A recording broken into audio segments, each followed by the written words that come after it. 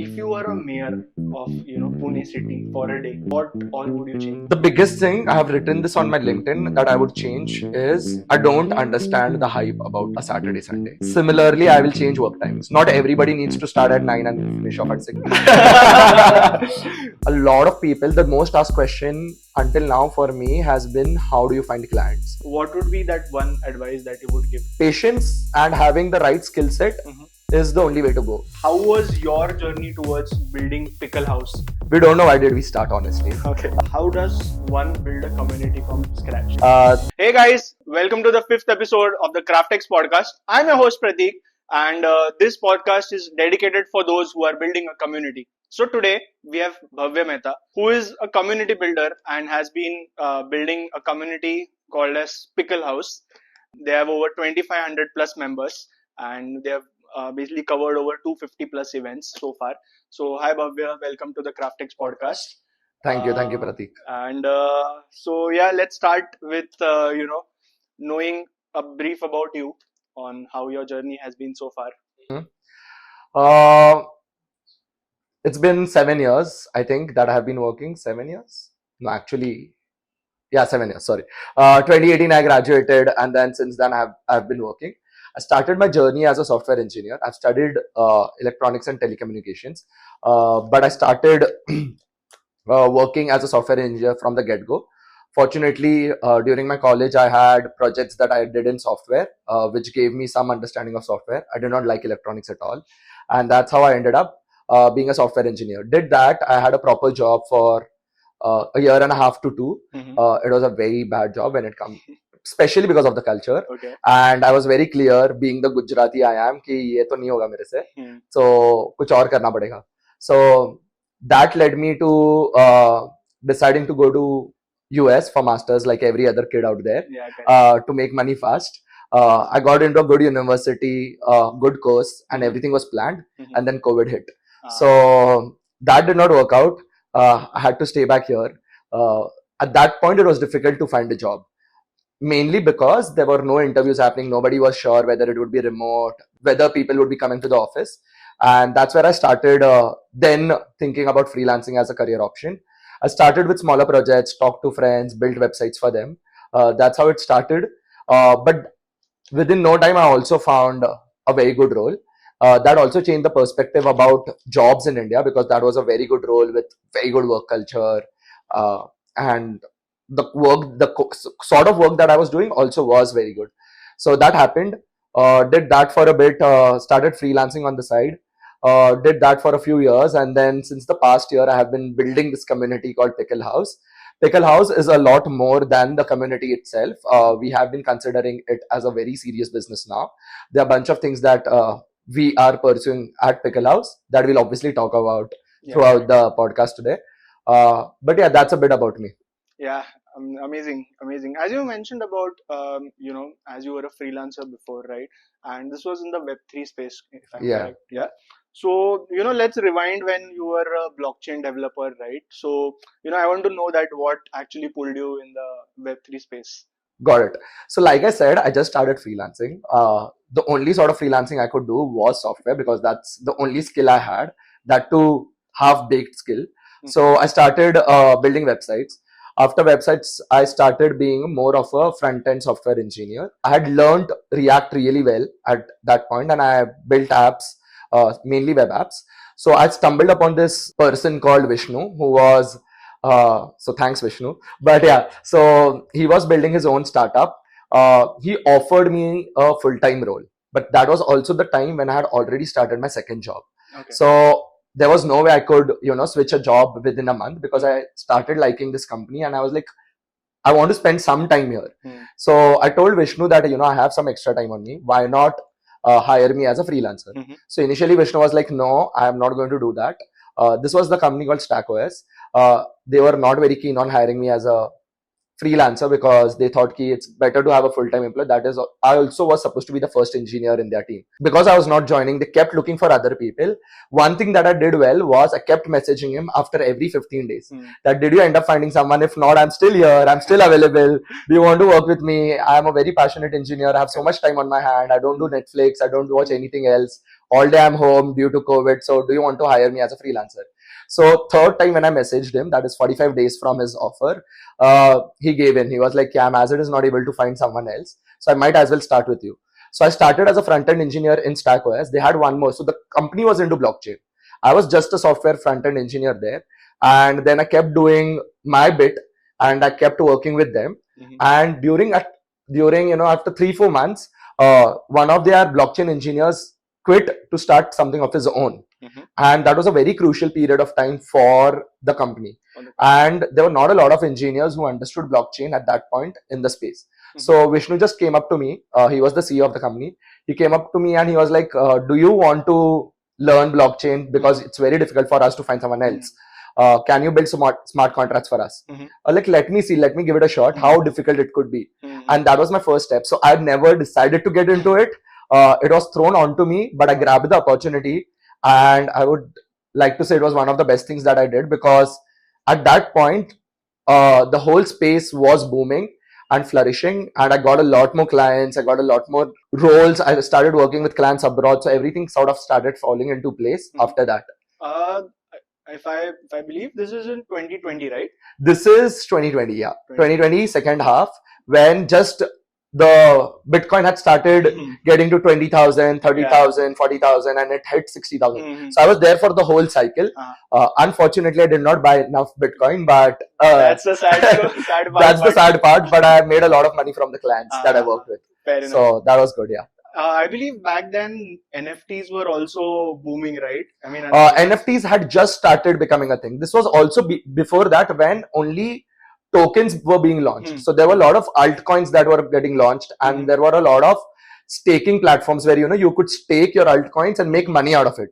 So in a nutshell, it was more like a bank where you put in money, you get money out because it's a fixed deposit. But all the financial models that were built were on the basis that most of the tokens that are getting minted will get locked, and that will create a demand supply gap. And that will increase the price of the token, and people will keep getting interest. So that's why they'll stay locked. So that is where most of the businesses were getting built at that point. Just to cut you, for our audience to understand, if you want to simplify this Web3 space, how would you simplify it for the audience? I think it's a very wide space now. It used to be very simple when I started. But mainly blockchain is all about, it's a ledger, it's a database. It's just more secure because there is no way to tamper it. Once a piece of data that is written out there, or once you line of code over there, it can't be erased. So that's one of the best things about blockchain. The other thing is, due to the technology being built with financial model or financial currency being integrated into it, the ease of sending and receiving money has been significantly improved or got better with blockchain. I think that would be all that I would want to say if we want to keep it simple. Fair enough. Why are banks and government against this blockchain? The sole reason being because it's easy to move money and there is no trace of money.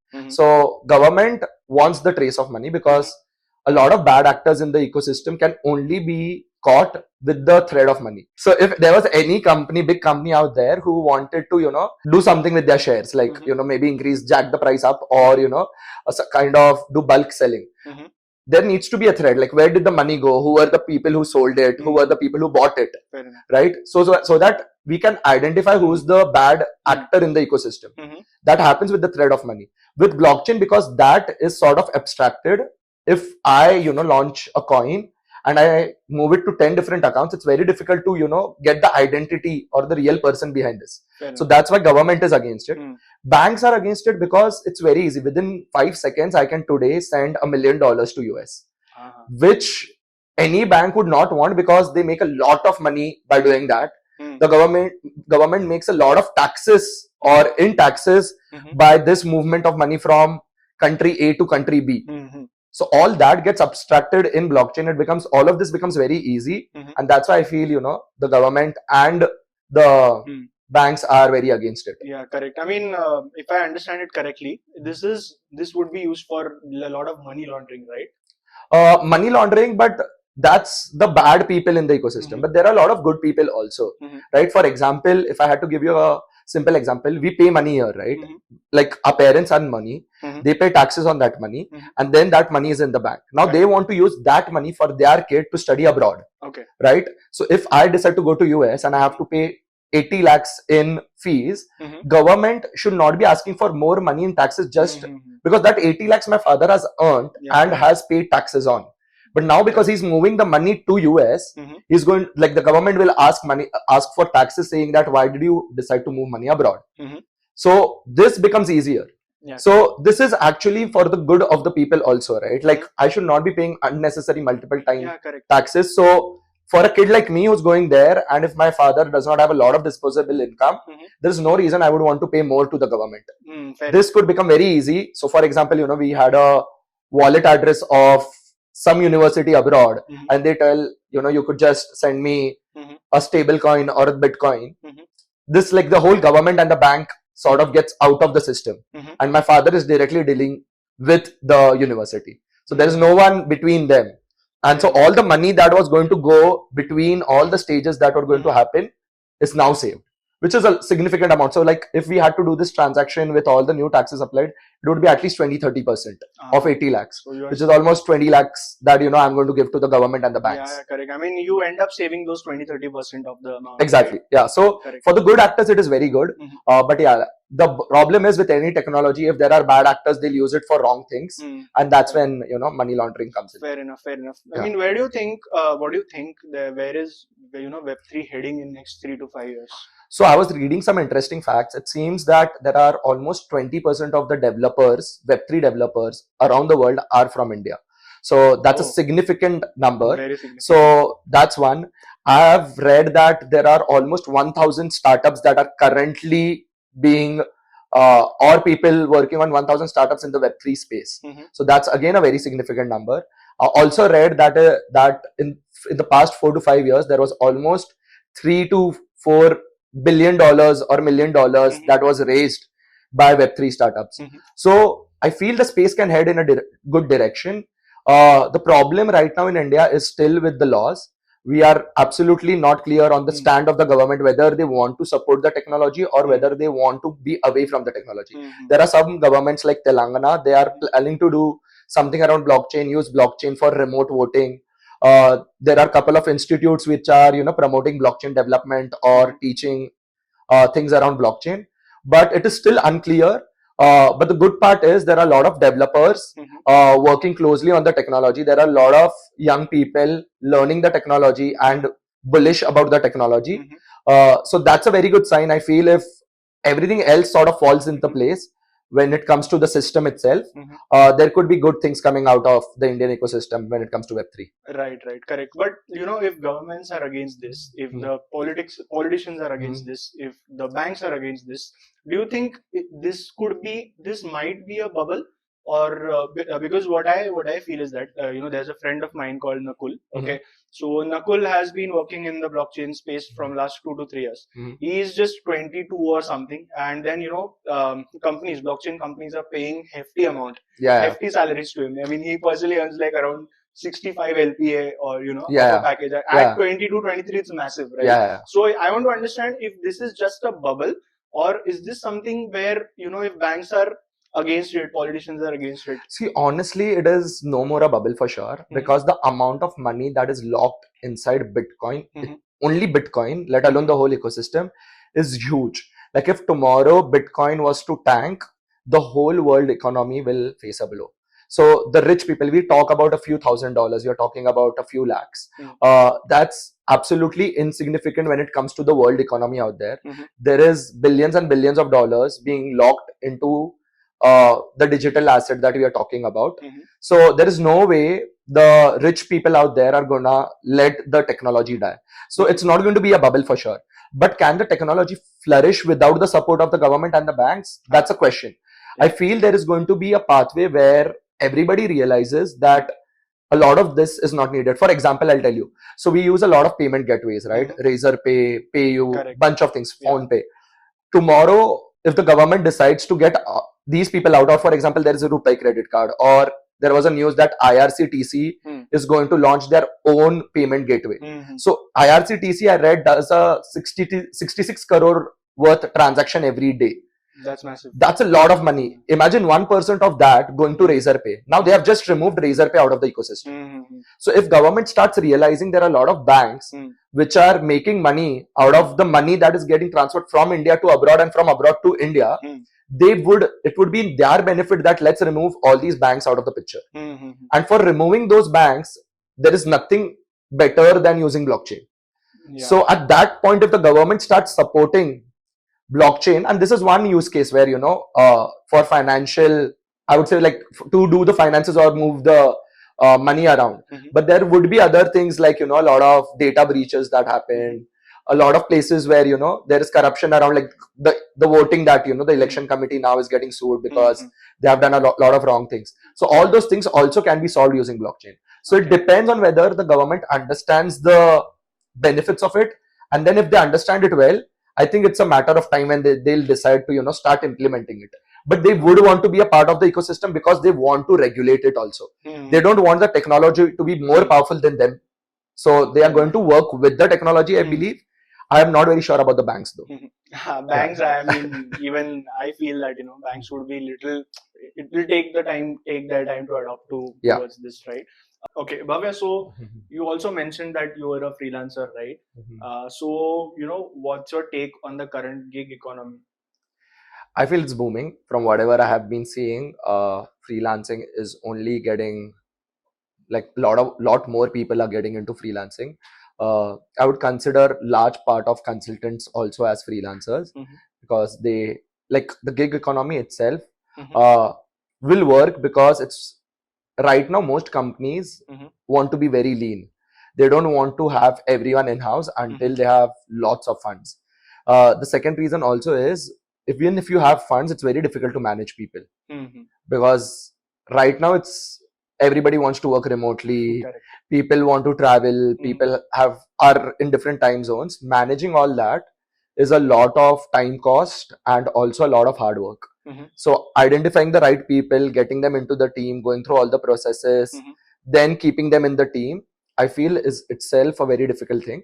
So, and also there is no training time with AI out there, with people being so busy in their work and teams being smaller and smaller.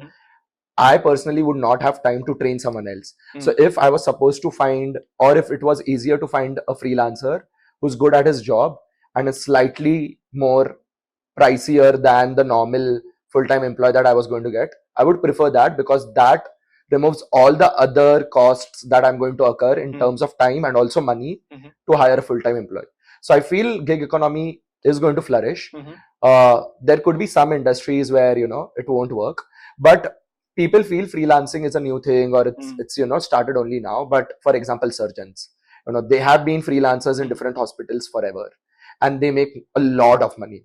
It's going to be impossible for this is what I believe, for a mid-size or a small-size hospital to have an in-house surgeon because the amount of studies they do, the skills they have, you just can't match their pay. And also you'll not always have enough patients for them. Correct. So a surgeon can only be a good surgeon with the number of surgeries he does. And for him to have more work, it is only fair he works with 5 hospitals. Fair enough. So this has been happening since a very long time. We feel it's a new thing or, only COVID kind of, brought this into limelight.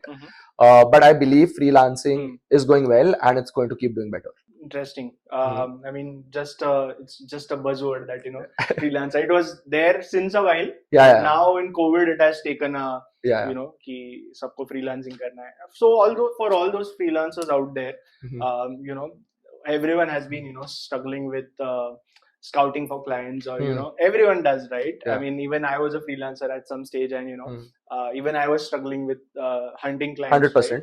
So for that for freelancers who are starting out, what would be that one advice that you would give to them?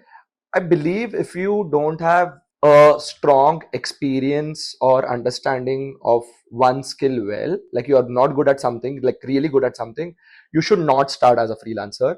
Because the reason for a company or any other individual to hire a freelancer is that they assume that this person is going to be very good at what he does or she does. If you are not that person, then the headache is that, manage the freelancer, help them learn. Helping a freelancer learn is a very big disadvantage or not in the benefit of the company, because they know that they are going to go away. I would teach a full-time employee than a freelancer for sure. Correct. Right? Because I teach this person and then he or she is going to go away. Correct. Versus a full-time employee, at least is going to stay for a year. So it's good. It is in my interest to teach that person. So if if you want to start as a freelancer, first be good at a skill. Decide what your offerings are and stick to them. So I believe that you should try to take more shots, but also does not mean that, you paint the whole wall red. Like you don't try to hit everything. Correct. If you are a freelancer trying to build web apps, then try to stick to web apps and not get into mobile apps. Correct. Try to keep getting better at web apps. Try being seen on, LinkedIn or other social media apps where, you could talk about what do you do, what are you building, what are you working on, what are you learning. So sort of do that more, build projects, try to scout clients, try to yourself identify problems out there and build something for it. Correct. Than to, just go and randomly, I am a software engineer, but I can help you with graphic design also. Correct. Everybody can help with graphic design, but does not mean that you are good at it. And when you are a mediocre graphic designer, nobody wants you, because there is Canva already available, where, I can have a basic trainee who could do the job.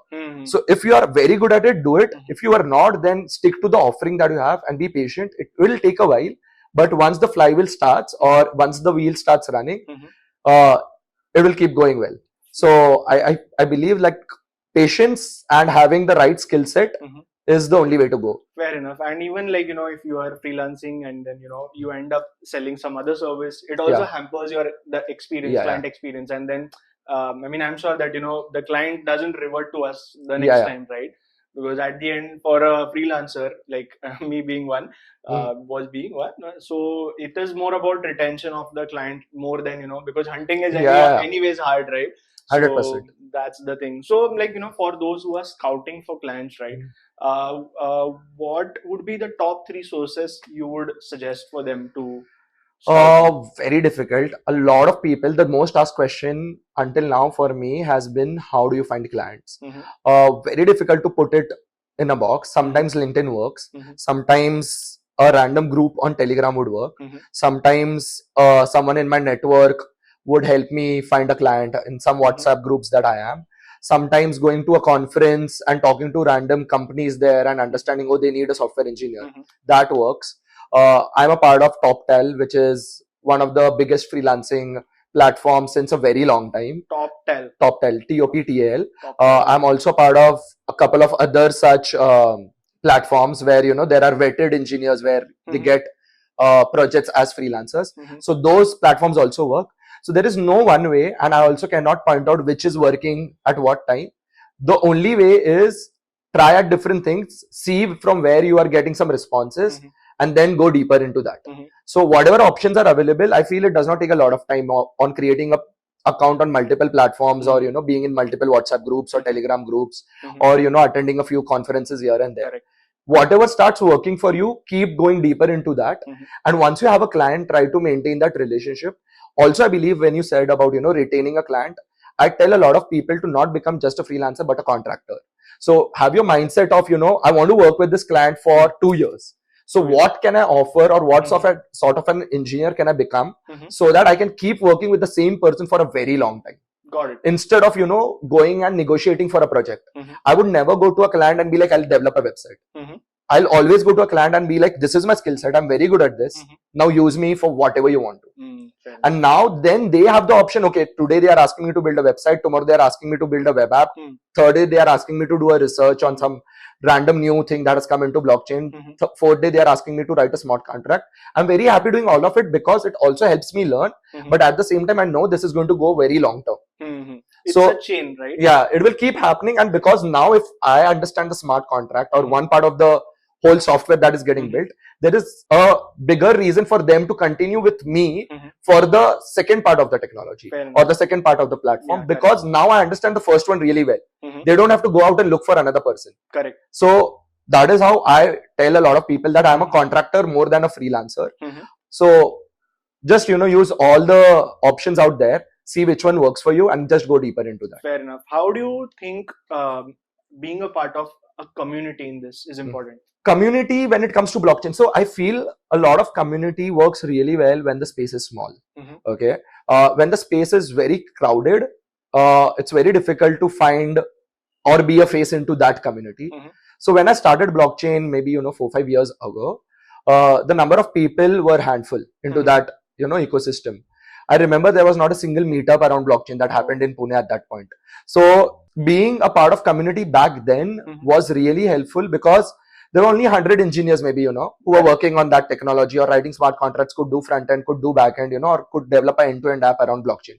And the apps were also very basic. I would not say I was a very smart engineer, just that I knew to build end-to-end, and that was all that was needed in the space at that point.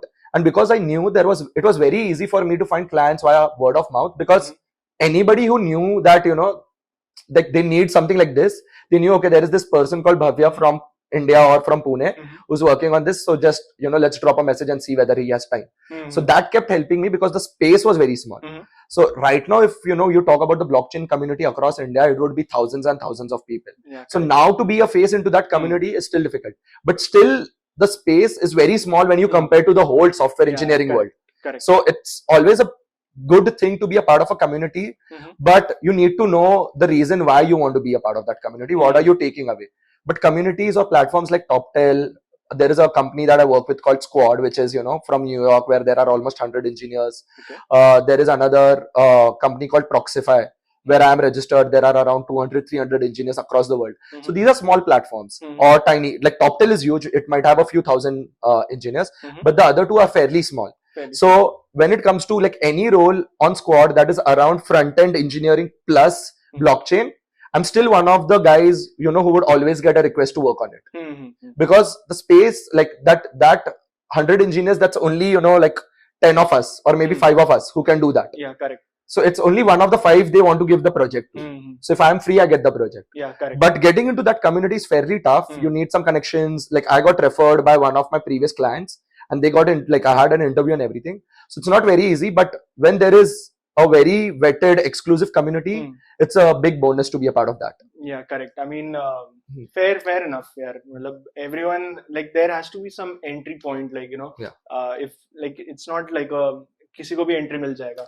हाँ, जितना exclusivity रहेगा तो उतने अच्छे लोग रहेंगे. जितने अच्छे लोग रहेंगे, they are all working to the progress of the community, and it works out well. Correct. Versus, in being a community which is open to all, then it becomes very difficult. Correct. Because then there are too many people, and then it starts becoming a price game कि यार website सबसे सस्ते में कौन बना रहा है और सबसे फास्ट कौन बना रहा है उसको दे दो. Correct. Without caring about the quality. Correct. Because then it becomes very difficult to explain कि यार why do I charge 50,000 and why the other guy charges 10,000. Yeah, correct. It's just going to be a price war, and you'll be explaining what value you bring a lot.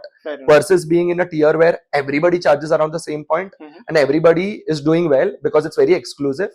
So there is no fights within the community or trying to grab projects from each other. It's working towards the betterment of the community as a whole. Agreed to that extent, where people are being like, how do you feel that how can a community sort of grow? As you mentioned that you need to get the business from outside, right? How do you think, how can a community grow in this? And how can a freelancer benefit from this? A community growing, either it needs to have a very strong purpose. Okay. There are, say, for example, at one point I had decided to start a community more like a support group for all kids who have their parents, one of their parents or both of their parents going through cancer or have lost their parents into cancer. Okay. I felt this is not present in India. My mom has been going through cancer. She's got, touch wood, a lot better and everything's well. But I felt that support group is missing because I did not have anyone who I could openly talk to about this. Now, if I start a community around this, most people will have similar experiences and the purpose would be very high. Because we all have felt lonely or not heard or, too much responsibility or have got the most negative thoughts at some point. So if there was a group who together understood this well, would want to support other people who need, help, and they will keep growing. Yeah, correct. Right? The community will keep growing. There would be no profit, nothing, but the community, as a community, it will grow really well, and they would be making a lot of impact, and they would be really helpful to each other. So I feel there needs to be a strong purpose to the community, or else there needs to be a way to figure out how this community is going to monetize. Okay. Either for each other, or maybe who's the community owner. Got it. So उसमें से कुछ तो एक होना चाहिए. Either they are increasing surface area of the lake, or they are just helping each other find opportunities. But at the end of it, it has to be some way monetary. Some way monetary. Correct. So either if for example, I don't know how it works in BNI, but I've attended one of the sessions for JBN, correct, which is Jito Business Network, correct, where they have goals of this much business we want to do within, correct, the community. Maybe, correct, it could be 2 crores, maybe it could be 20 crores. Correct. But when there is a number which is as huge as 20 crores that you want to achieve in 6 months, then everybody is working hard to get more business. Correct. And then that would help the community flourish. So either that, or it could be a purpose. Got it. Either needs to happen. The other part of the question was, how does a freelancer benefit? I think as a freelancer, you need to be clear why are you going anywhere or what. Like as a business owner, you need to know which room you are entering and why. If you're not sure why are you entering a room, there is no way you'll get any benefit out of the conversations there, apart from one random stroke of luck. So if you have a why that I want to meet X people, or as a freelancer I'm looking to develop this app and I want to have conversations around this, so all those things can help, because this is a good way to meet people. Yeah, correct. So at the end of the day, if you have a requirement of certain type from people and you want to go meet them, then a community could benefit you. Or if you are looking for for example, say I am into construction and I'm looking for a land parcel in Karad. So I could get into that community and be like, I'm looking for land parcels in Karad. I want to, build a building there. So if there is anyone who has a land parcel, or can we connect to someone who has a land parcel, it's now very clear why I'm into the community, and that could help me connect or find the right connect to a person who owns a land in Karad. Yeah. So something like that should be as a priority. Like you need to know the why of entering the room.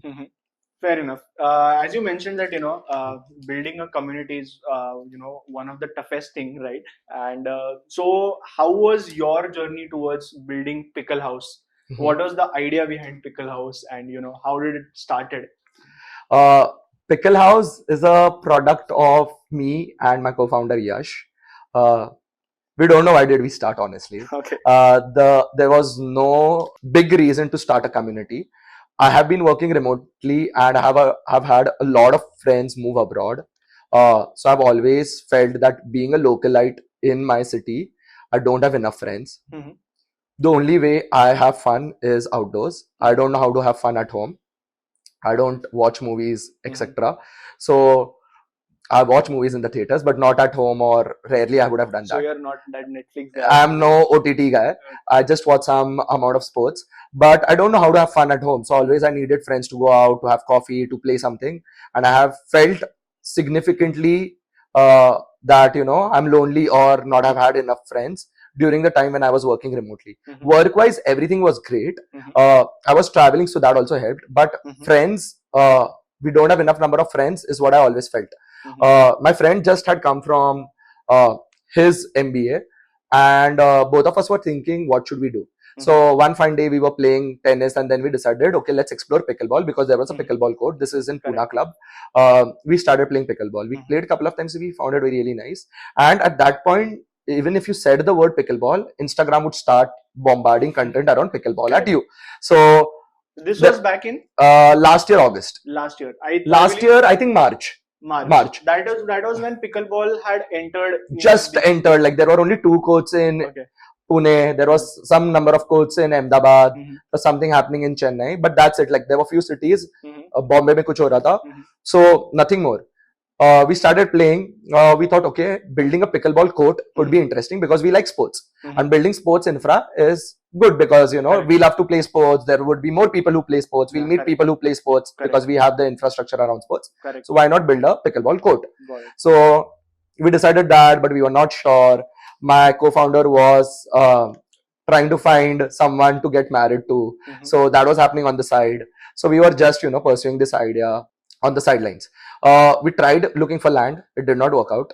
So the idea was कि pickleball court खोलेंगे and there would be a lot of people coming to play pickleball. Why? Because pickleball is sort of an easy game. Everybody could play. It's easy to pick up, and once you start getting good at it, it's a lot of fun. So that was the whole idea. Then we thought कि यार अगर we believe कि बहुत सारे लोग आके खेलेंगे, so let's do a session or an event where we get people to play pickleball. Correct. And see whether they like it. Correct. So last year, 15th August, we did one session because we were not able to find a court, like open our own courts. We decided to rent one court and did an event there. They loved it. So we thought, okay, yaar, ye to acha ho raha hai. Then we learned a little bit about digital marketing and we started doing more events, one after the other, and the community just started growing.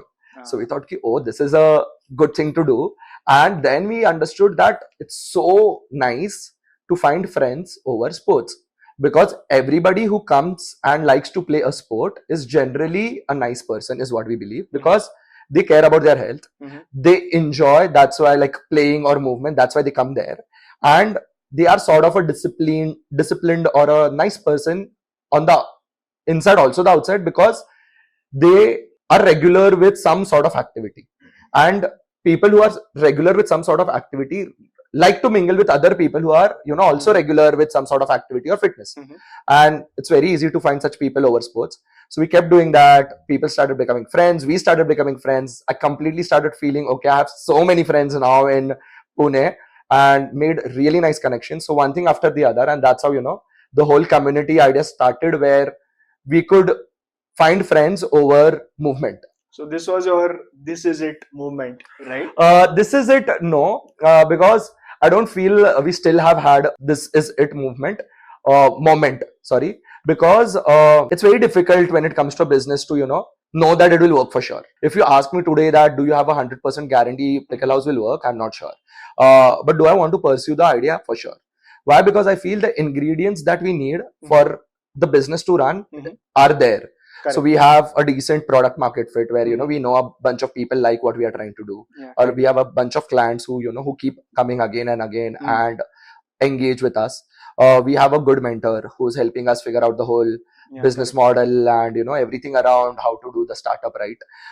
I have a very good co-founder. He's very passionate. So I think both of us are making a sort of a good team and have been able to come a decent amount of way from where we started. So mostly the idea is कि यार चीजें सही लग रही है, time सही लग रहा है, तो why not pursue this? And sports पसंद है, लोगों को मिलना पसंद है. It is a lot of fun when we do events, meeting new people. Now we are also into trips, we do vacations, we love to travel. Wow. So things like that are just helping us keep going forward. We have a plan on how to make this work. Whether we will be able to execute it is the question. But yeah, there is no one moment when we felt कि यार यही करेंगे. A lot of small moments when we felt कि यार कहीं कुछ तो सही कर रहे हैं तो इसको करते रहते हैं. So that's it. Like that's how we are planning to continue and keep growing. Understood. So, but when it comes to building a community from scratch, right? What's your playbook for making strangers feel more comfortable when being a part of the community? I feel a lot of that comes from you, or the community owners, or the volunteers, or the managers, or the hosts as people. So you drive the culture, I feel. Me and my co-founder, because we have traveled, we have worked a lot. We have done a lot of things in our college. We have been a part of a lot of events. We have talked with all sorts of people. We believe we are very accommodative and liberal people in our thoughts. So we can or sort of mingle with most people out there. And because we can mingle with most people, we can talk about anything out there. Most of the people who come into the events or for the events feel heard or feel warm. कि यार ये लोग अच्छे लोग हैं, इनके साथ chill कर सकते हैं. Once that is achieved, and I feel like both of us are talking, right? And if the audience out there feels कि यार ये दोनों अच्छे लोग हैं यार, ये लोग अच्छा बात कर रहे हैं, and we get one more person into the like mix, like you don't know, like that person has come because of me, but now three of us are talking, you two will also talk well. Because we had a decent discussion, and the three of us were a part of the same discussion. So now both of y'all also will have a good discussion. So I think that has worked well for us. We have found really good volunteers. We have got a bunch of good hosts in the events who have this energy of, having fun with other people. So when they can have fun with other people, they can talk about a lot of things, then it becomes easier for the group themselves to also mingle. And when it comes to sports, there is a reason for you to go back. So we believe कि एक बार खेलने के बाद if you like something, there is a reason for you to go back. Definitely. And if you have a reason to go back and you meet some people 4-5 times, तो तुम naturally थोड़ा दोस्त तो बन जाते हो. और अगर वो sports के around है, fitness के around है, थोड़ा मस्ती भी कर रहे हैं, तो then it sort of works out in the bigger picture. Fair enough. Okay, so my next question to you, Bhavya, is how does one build a community from scratch? As you mentioned that building managers, having different team members is very important. Building a community from scratch, I would say it's easy, also difficult. If you have a strong why or vision for the community, it will help you keep going. Initially, getting traction as a community or anything new that you start is easy. That, people will come in, they will try whatever you're offering, they'll come a couple of times. But making them stay there, or making all the clients or the people, I don't want to call the people who come into a community as clients, but all the people who come into the events that we host, and making them or offering them new things so that they keep being a part of the community or keep engaging with us is slightly tough. What happens when the community keeps getting bigger, I believe, is that smaller groups start forming. And a lot of these smaller groups are in itself a community stemmed out of the bigger community. As a bigger community, or the reason you started the community was to foster connections. So you have to foster it. But once they have their set of people who could do anything together, there is no reason for them to associate with the parent community or where they actually met.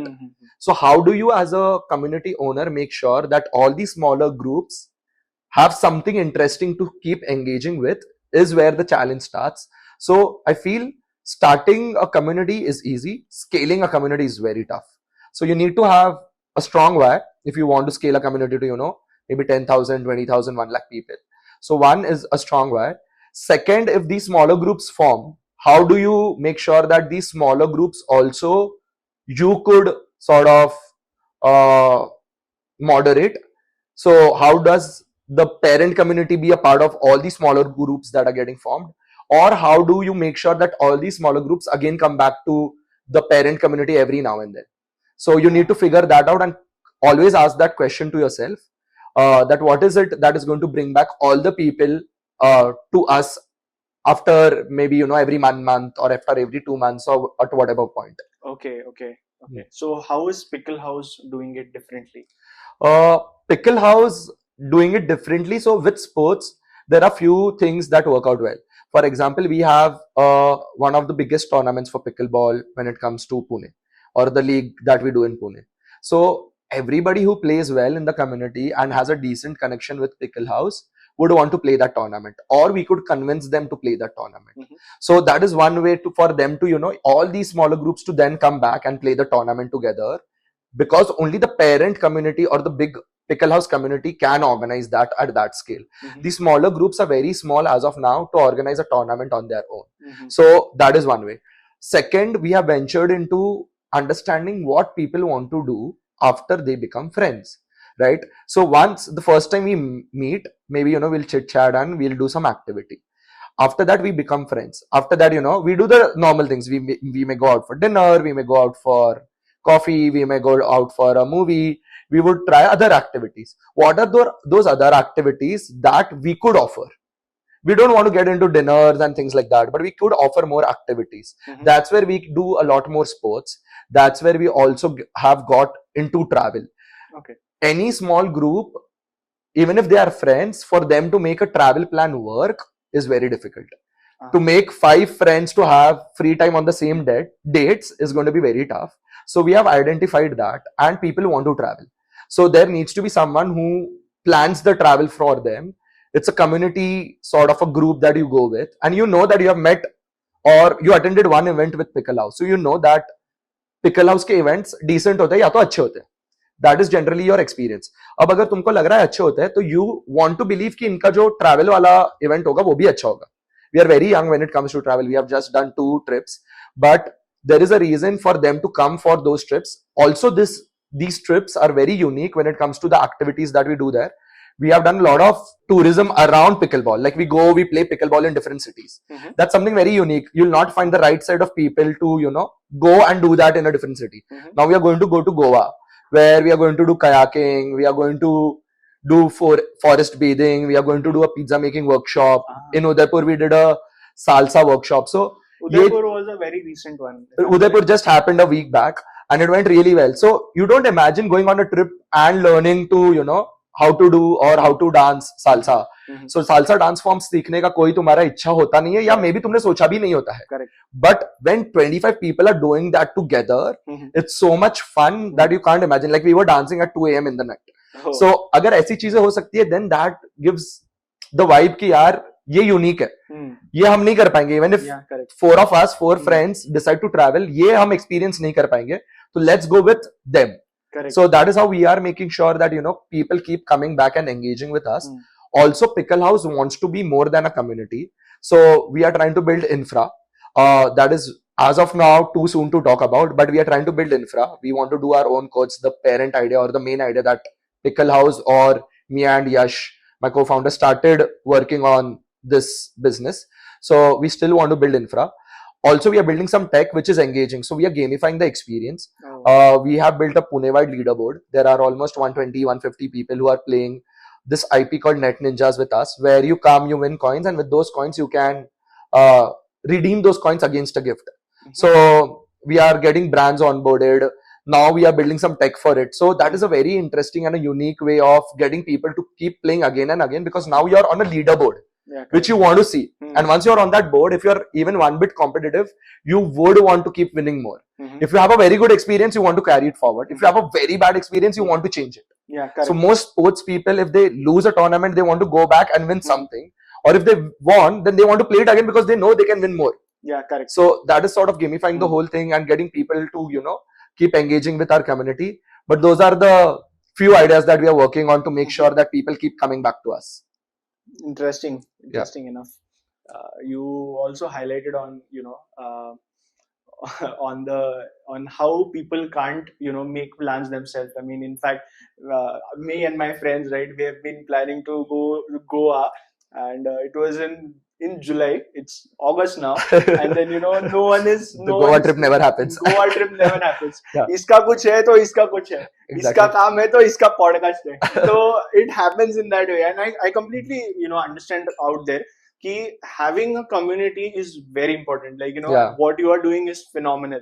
I believe very few, like everyone has this, everyone organizes trips, but something that is especially curated on that is amazing. And also you also highlighted, I mean, I also saw this on your Instagram that you're also doing founders only meetups, right? So again, the idea is we believe that all these conferences or networking events are very formal. So if I go to a conference which has 50, 100 people, I talk to 10, 15 people max. 10-15 से ज्यादा मेरे से बात हो नहीं पाएगी. उसमें भी I'll be, you know, थोड़ा shy whether I should talk, whether I should not talk. Because I'm an extrovert, I will for sure talk to 15 people. Out of those 15 people, 15 times I have to say, hello, I'm Bhavya, I'm a founder of Pickle Haus. Their next question is, what does Pickle Haus do? Then I have to explain what does Pickle Haus do. And then I'll ask the same question to them. There is very little substance that we talk about, right? Most of the networking events or conferences are just for the first introduction. I have to keep all that things in my head or note it down and then go home and text them कि यार हम लोग यहाँ मिले थे, कुछ काम होगा तो, and then that's the where the connection dies. Because तुमने कुछ significant memory share किया ही नहीं है, खाली एक दूसरे को अपना नाम बताया और क्या करते हो ये बताया. We believe कि इसकी कोई जरूरत नहीं है. ठीक है, फर्स्ट टाइम में ऐसे भी आके कोई, you know, 10 करोड़ का डील साइन नहीं कर रहा है. So why not just keep it informal? So we believe, like, let's get all these founders to play together. There is no reason to talk to each other. For the matter of fact, in some of our sessions, we make sure that they don't talk to each other. We're like, you're here to play pickleball. You're not here to network. You're just here to play pickleball. Don't talk amongst yourselves. Socialize बाद में होएगा. So that 1 hour of, you know, learning pickleball, playing, making teams, playing with a random partner, trying to win points, you're only trying to focus on the game. It's not at all about trying to become friends or, you know, see whether, you know, you are helpful to each other. But once now that you have had that competitive spirit and, you know, you have played together, sort of became a friend, उसके बाद बहुत easy हो जाता है बात करना. And even if you do, you know, like during that one match, if you have hit 2 good shots or won that match, that is a memory that you have already created correct. for yourself with both of the two people involved or the four people involved in the match. And once that is there, that's a good mix for you to, recall that event or the people. And because you have had an informal bond, you can randomly drop them a message. Bro, kya kar raha hai this week? Yeah, let's meet for coffee, or are you planning to go play pickleball again? It's a very informal way and the reason to meet again. And I'm sure there would be a significant amount of business that would be shared as well. It happens naturally. We have had people who have got business via trips. We have had people, who have found opportunities to switch jobs within the community. We have some people who have found, like ourselves, like we have so much need when it comes to goodies, so we have found all those people within the community. We don't have to go around, looking for people now. And it's like, I have a business need. There are people who are providing, some solutions. Just get those things from them. I mean, I'm sure people would be, dating as well. Yeah, 100%. There are a lot of love stories happening, which we'll not talk about. But yeah, okay. I would want to know, but okay. So we have this interesting IP called Dink and Date. It's again, finding a date or a partner on the court. Okay. We have tried to execute it a couple of times. It has not worked out honestly really well. The reason being, all sorts of age groups and people come in. So that has been the challenge. But again, I feel a lot of these dating events fail because it is obvious that you're here coming for finding a partner. We have been told, especially by women, that don't make it so obvious. I want to, maybe find, like, I'm a single person or I'm single. I'm okay to find a guy, but does not mean I'm desperately looking for a guy. That every guy out there comes and talk to me. ये मुझे नहीं चाहिए. But तुम्हारा event है जहाँ पे chill हो रहा है और मैं सिंगल हूँ, कोई एक लड़का सिंगल है, हम दोनों का बात होता है. If we end up meeting again or like playing together or whatever and it organically goes forward, we appreciate that a lot more. So we again sort of had to rethink, let's not make it obvious, but at the same time, if there are people who want to, explore the idea of a relationship with, being decent and making sure each other, like both the people in the equation are comfortable, then good for them. So yeah. Understood. So, I mean, people end up dating each other. That's a nice thing. Now, understanding the challenges, or let's say, how hard is it to build a community? What are the challenges that you faced? Most of the challenges revolved around scaling it. Also a lot around, managing the smaller things, because it's very operationally intensive to build a community. So having people or X number of people to, always do the end-to-end execution for an event is really tough. Sometimes, volunteers won't show up. Sometimes there is a personal emergency at home, so that's why the event get hampered. There is sometimes that there are not enough number of entries for the event. Touchwood at Pickle Haus, that has happened rarely, but sometimes that happens. Sometimes, you are organizing a tournament and the tables or the chairs would not come on time. So figuring those things out. So there is a lot of operations when it comes to all these events that we host. So there are challenges around that, obviously. When it again comes to the community itself, a lot of people become really good friends. And they start playing together, they go out together, they have basically become friends for life. So they absolutely don't need us after that. So how do we get them in the ecosystem is also a big challenge. Again, when it comes to sports, the other challenge is that people at a certain level, like if you play any sport at a certain level, you ideally want to play at that level or slightly above. You don't want to play with people who are not at a similar skill. Also not someone who is very good at it, because then either you're losing all matches or you are winning all matches, and you don't like both of those experiences. You want that competition to be there. It's very difficult to find that skill set sort of players within the group. Like, I don't know how do I rate myself from 0 to 5 when it comes to pickleball. And most people who have played only 2-3 times, 10 times, 15 times have absolutely no idea. They end up rating themselves 5 or 4, and then they meet the actual 4, or someone who's slightly underconfident. Maybe he's a 5 but he plays 4. Then they realize, oh, maybe I'm just a 2. So that always is difficult. So figuring those things out is very interesting. We also feel there is a big opportunity out there to solve for that. But yeah, scaling is where it has been tough. We are still figuring out the right business model, what sort of vertical will scale. We have been building a lot of new IPs. So which IPs work, which IPs do not work. So all that has been the part of the learning and trying. But the good part is we have almost 2,500 people with whom we can try out all our ideas. That's massive. And yeah, 2,500 is massive or significant to try any idea out there. So if you want to test out any sort of an idea, we have an audience for that. So if that audience, like if within the 2,500, we should be able to find at least 10 people if the idea is decent. If not, then we can safely assume that it won't work. Or else there is some other third factor which we rarely assume to be. So we get to test out a lot of ideas, and that helps us to fail fast, learn fast, build better. So that is the best part when it comes to failing helps us in learning faster, learning helps us in getting better. So that's the better part of the community. Got it. Any highlight on the IP that you had actually tested? And so one of the IPs I talked about was Net Ninjas, which has been working well. We have built some automation tech for Find Players that has been working well. So we have so Find Players is a simple automation where I want to play pickleball today, say 6 to 7 in the evening at Kothrood. So I don't have players to play with, and I want to play with intermediate level players. So I've just put, there's a small form on our website that you fill up. You click on submit, and there is a group of almost 2,000 people who play pickleball regularly. So the message goes on those two groups.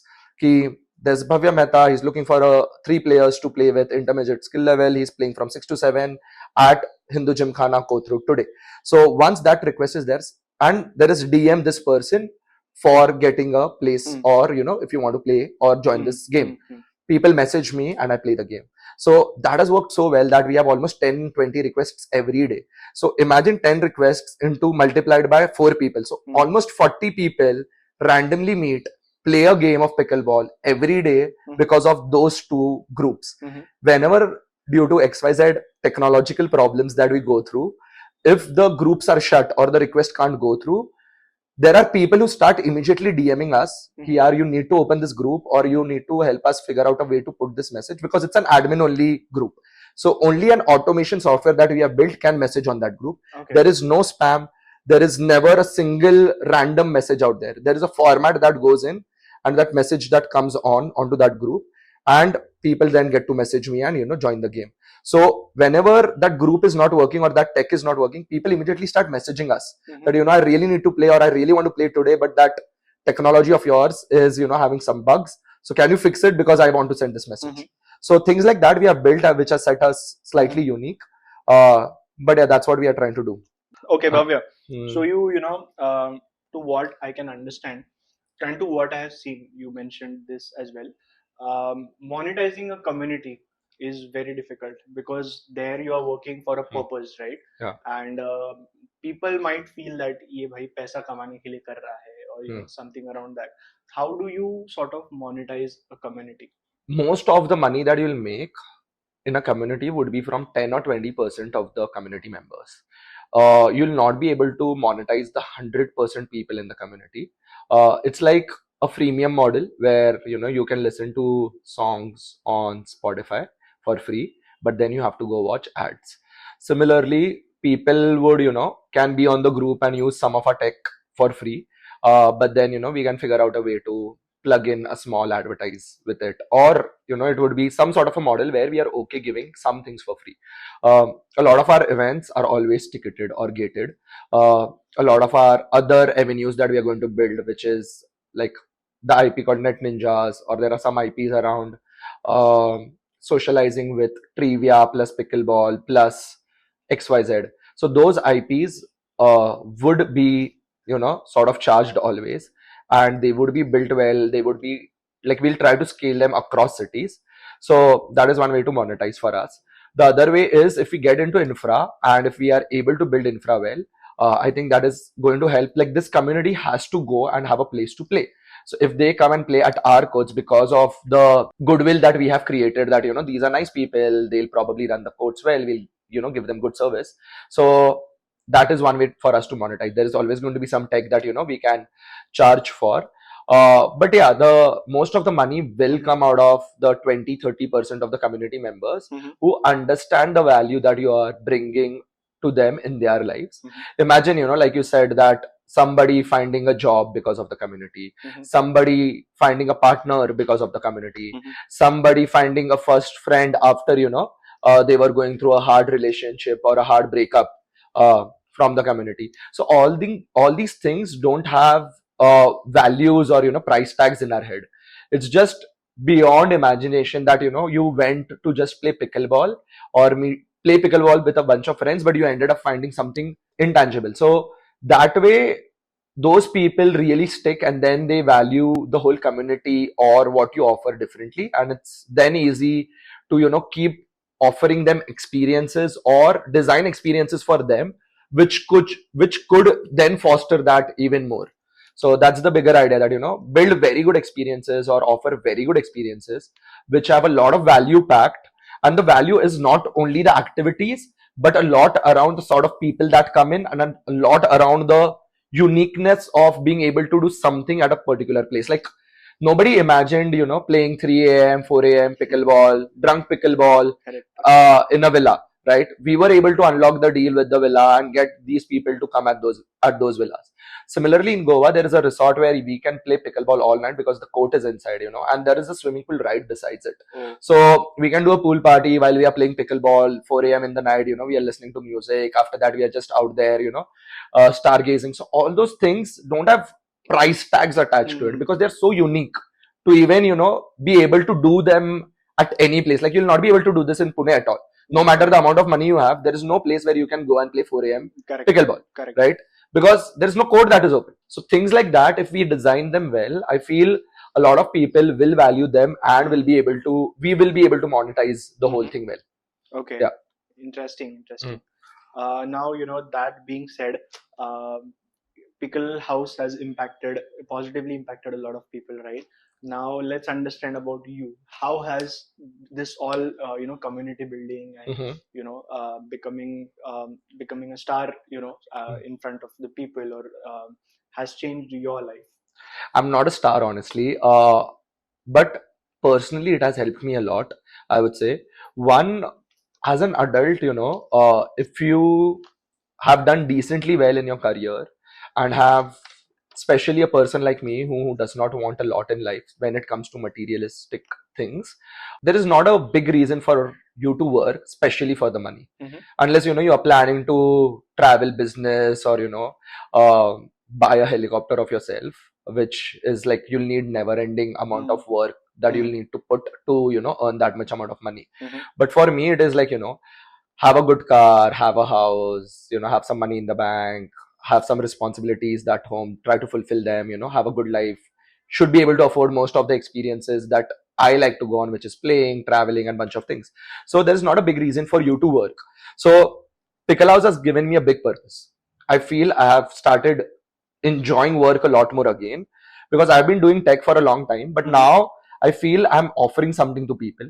As a person, I love to be a part of things or experiences which are very memorable to people. Like, I don't want anyone to remember me as a software engineer or a friend they met at a company. I want them to remember that यार इसके साथ मैं पहली बार रात को track पे गया था, इसके साथ पहली बार मैंने कयाकिंग किया, इसके साथ मैं पहली बार ट्रिप पे गया था, इसके साथ मैं पहली बार, I don't know, it could be anything कि I tried gate crashing a wedding maybe. So it's things that like that will go beyond. Like, इसके साथ मैंने कार चलाना सीखा. So that will stay for life. And I want to be a part of such experiences for people. Pickle House has given me that opportunity to offer such experiences to people. So that is one. Second, personally, my social well-being has tremendously improved. Now on a weekend or even on a weekday, I don't have to worry about finding a friend. I know there are some people that I can chill with always, I can play with always, and there's always more and more people that we are meeting. So it's like we have unlocked some sort of a superpower where we get to meet infinite number of people all the time. And touch wood, or fortunately, those are mostly very good people that we would really want to hang out with. So that personally has helped a lot. Like, I always now have friends to play with. I always have now friends to, go watch a movie with, or, plan a weekend hike or a catch sunset somewhere. So those things I can do very easily now. So social well-being has tremendously improved. And third thing, I think as an adult, it's also very difficult to get organic connections or meet the opposite gender organically. I think Pickle House has also helped me with that. That it's very easy to now meet women or go hang out with women because I'm building this big community out there. And I feel a lot of people in the community would say that for themselves, especially guys, but I also feel a lot of girls that they have met amazing people from the opposite gender and are able to hang out with them. So yeah, those are the three ways I feel that personally have got or helped me while building this community. Great. So to all the introverts, to all those people who want to, sort of enjoy a good weekend with a good set of people, Pickle House is for you. So Yeah. I mean, fairly agreed here that he having a community, socializing is very important. What do you think? How has the trend of socializing changed after 2020, the pandemic period? So I have always been a social person. I don't know how did I live my life through pandemic. I still remember randomly calling a friend on a Zoom meeting and then painting uh, some random bookmark with her and talking over it because I did not know how to have fun. Sitting at home. That was my way to time pass. Like talk to people and chill. But I feel personally a lot of the younger generation and maybe even older appreciates human bonds a lot more, and it is continuously going up because the amount of virtual experiences out there. I feel as a human race we have never been more connected with the internet available, right? I can talk to anyone out there, anyone across the world. Correct. But at the same time I feel this is also the time when the human race has felt the lonely the most, right? Like it's a weird irony or a tragedy that you would want to say ki we are so connected yet so detached or not connected. So that is mainly because I feel humans cannot bond over virtual calls. Like I don't want to say that doing all those video calls with your bestie in US is a wrong thing to do.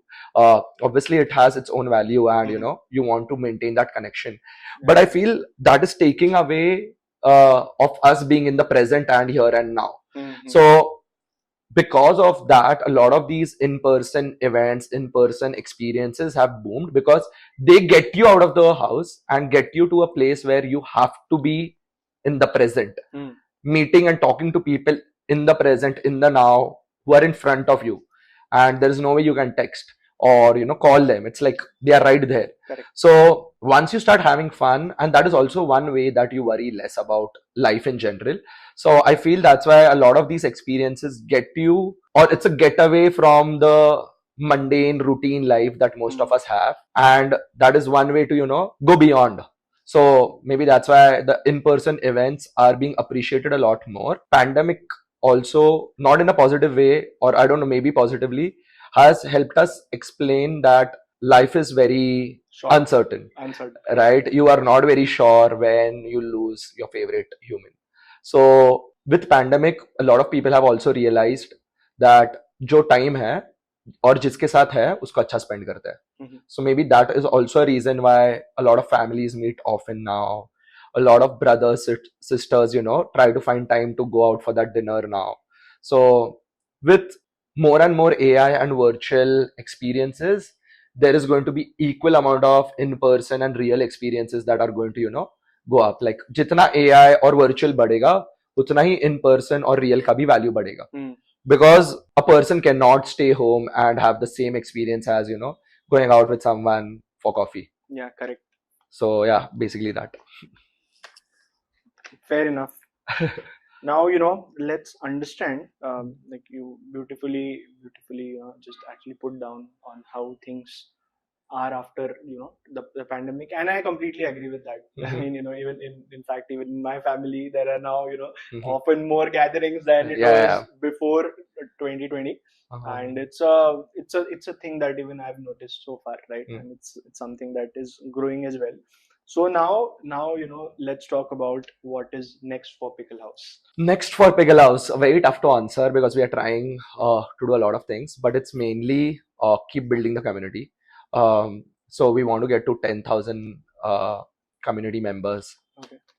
super fast, hopefully. We want to do more sports. We are already into paddle and badminton that we do regularly. We want to do more of tennis, maybe more of table tennis, maybe more of some other board games. So bunch of other experiences that revolve around sports or games. So we want to do that more. We want to do a lot more trips because me and Yash both love to travel. So that is our way to travel basically now. So lot more travel. There's going to be infra, which is going to be a significant piece of this puzzle, which will help create a business out of this whole community that we are trying to build. So infra is on the cards. There is a lot of tech building that we are doing for specifically a couple of IPs and see whether we can either create a SaaS product out of it or create an IP which is strong enough to itself sell. So building tech is also on the cards. But yeah, these are the main things that we are working on. We'll try to do more tournaments also. We want to be the biggest pickleball league in Pune, especially for the experience, if not for the competition. But I think we'll be able to get or crack both.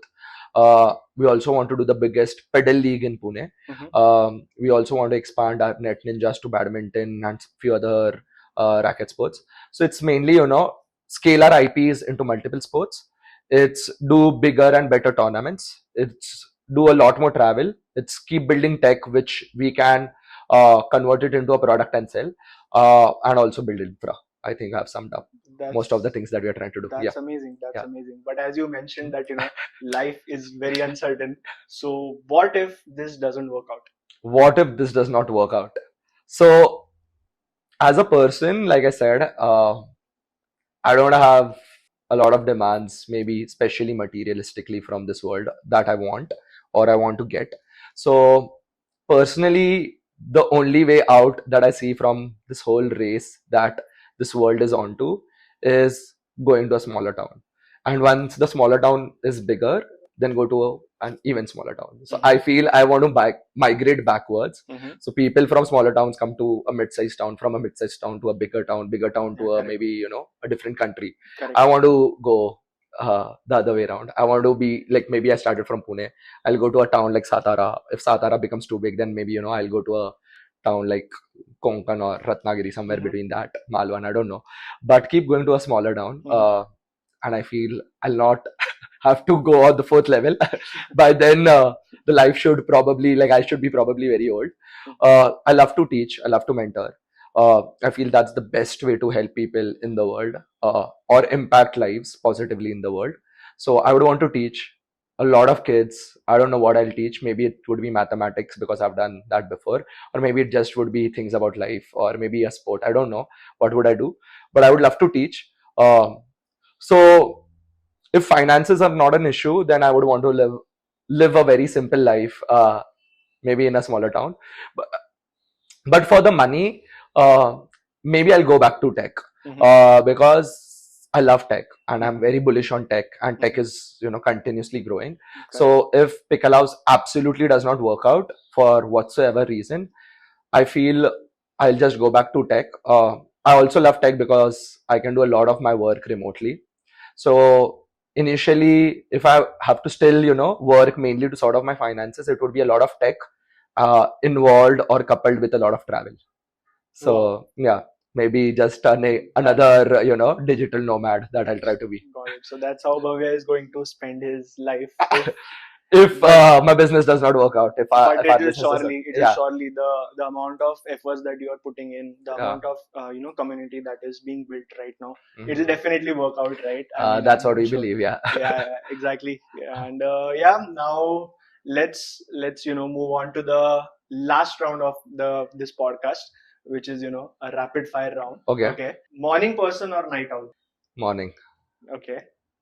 Tea, coffee, or energy drink? First of all, I don't like all these questions because I don't like putting people into boxes. Okay. But tea. Yeah. Okay, cool. One word your friends would use to describe you? Crazy. Okay.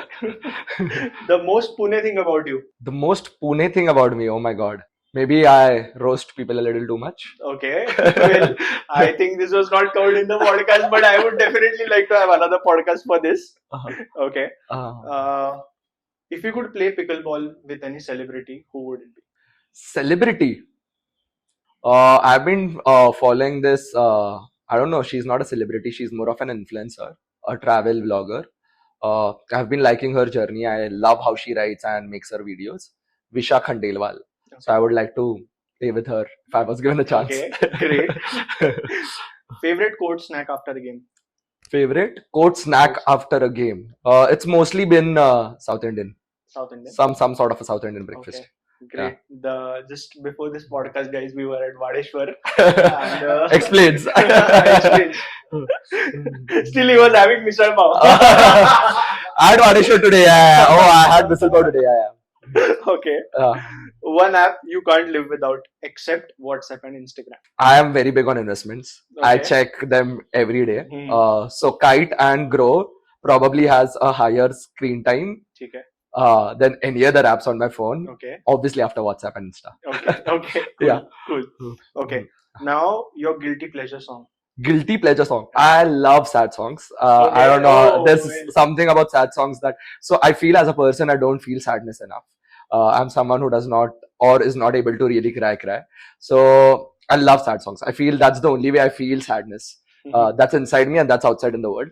So any sad song, yeah. I've been listening to Anuv Jain or any, a bunch of sad songs that I have been listening to. Okay. Yeah. ठीक है. Worst advice you have ever received? Worst advice that I have received. Anybody who says that, something can't work out. I feel they don't have the complete knowledge. Okay. For me, if there is one person who was able to do it, then I should be able to do it. Why I can't do it is, or maybe I will not be able to do it, is a different conversation. But it can't be done is something that it's very difficult for me to digest. Okay. Well, ठीक है. Fair. Now, if you were a mayor of Pune city for a day, what all would you change? The biggest thing, I have written this on my LinkedIn, that I would change is I don't understand the hype about a Saturday, Sunday. I understand, most people are free, but I would have different people to have different offs or off days, so that like a restaurant can work 7 days a week. It does not have to be extremely crowded on a Saturday, Sunday. Similarly, I will change work times. Not everybody needs to start at 9 and finish off at 6. There is insane amount of traffic. I would make it a compulsion that, only 100 companies can start at 9. The next 100 have to start at 10. The next 100 have to start at 11. Just because it becomes easier, and then obviously there is some amount of flexibility that you give to people.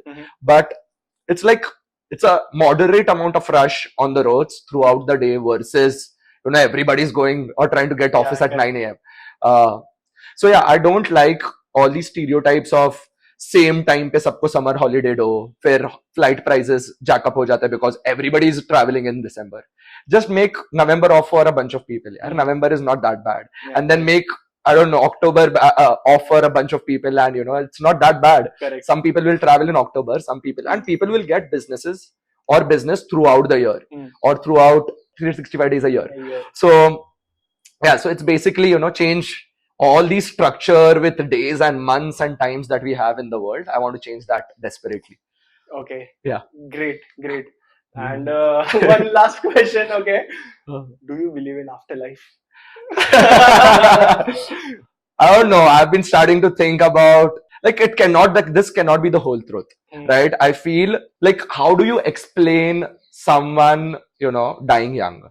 Or how do you explain someone finding an opportunity worth billions way early? Or, someone investing in Bitcoin and, that getting skyrocketed, to a point where they can retire in life. So I feel these are very hard things to explain when, these cannot be based out of, what we did in one life. I somewhere feel, somebody who's going through cancer, who has a very good lifestyle, or someone who's gone through something sad or even something extremely good, cannot be the outcome of, what they did in the past 10 or 15 years. Like, there are some kids who are born with cancer. It cannot be that, like this is what their whole truth is.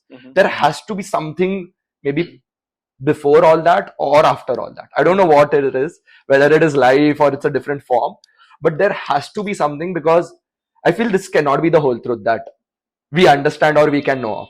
But that being said, I also don't like believing in life after or before, because then you are not living to the fullest in the present or in the today. So yeah, it's a weird diplomatic answer, but yeah. The question was in that manner. I just missed the Ranveer Alawadiya. Okay. Yeah. So okay, yaar. Thank you so much for being a part of this podcast. Thanks a lot for inviting, and you guys are doing something brilliant. Maybe this is the first time that I'm recording with such a nice setup. I love the studio, guys. Everybody who follows me or him or Pickle Haus or anybody out there and wants to, check out their studio, they should, because it's a very nice, fun place. And yeah, thanks a lot for inviting me. Thank you so much. Thank you so much. Yes. Thank you. See you. All right. See ya. Bye.